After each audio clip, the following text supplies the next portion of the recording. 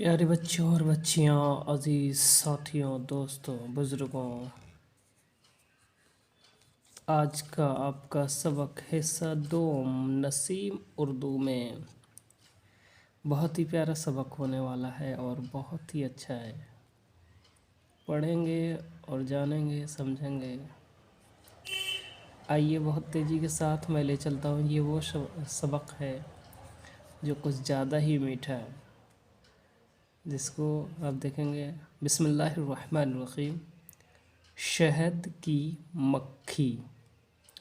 यहाँ देखें, शीन है दाल, शहद, काफ या की, मीम काफ और है तस्दीद है, मक काफ है ये खा होता है, काफ है मिलता है तो खा होता है, तो मक खा है ये खी। शहद की मक्खी है ना मीठा। देखें, इमारत, जमा, जीम मीम ऐन, जमा। मक्खियाँ, यहाँ पर मक्खी है, यहाँ मक्खियाँ है, या अलिफ और नून गुन्ना, मक्खियाँ। छत्ता, ये भिन भिन की आवाज़ कहाँ से आ रही है। ये भिन भिन की आवाज़ कहाँ से आ रही है। ये तो शहद की मक्खियाँ उड़ रही हैं किसी बड़े दरख्त या किसी ऊंची इमारत में ये छत्ता लगाती हैं।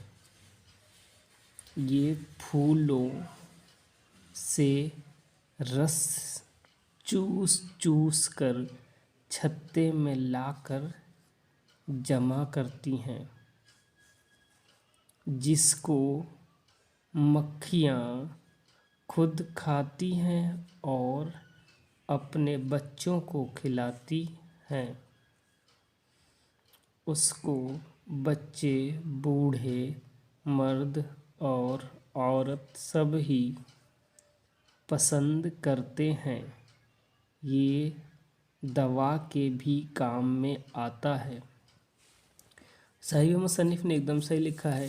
अल्लाह के रसूल सल्लल्लाहु अलैहि वसल्लम ने फरमाया, कई हज़ारों बीमारियों में ये काम आती है।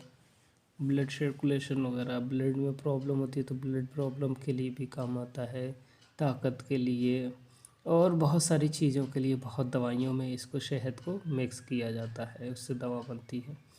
आइए एक बार और बहुत तेज़ी के साथ।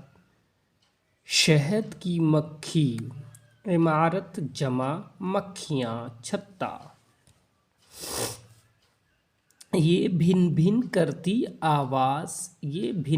की आवाज़ कहाँ से आ रही है।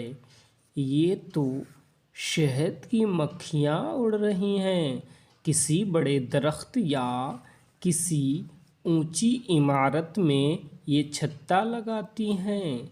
ये फूल से रस चूस चूस कर छत्ते में लाकर जमा करती हैं, जिसको मक्खियाँ खुद खाती हैं और अपने बच्चों को खिलाती हैं। उसको बच्चे, बूढ़े, मर्द और औरत सब ही पसंद करते हैं। ये दवा के भी काम आता है। अजीज़ बच्चे और बच्चियाँ, ये मीठा सबक, शहद की मक्खियों का चर्चा, आप बताएंगे कैसा लगा। अच्छा लगे लाइक, सब्सक्राइब, शेयर करना ना भूलें।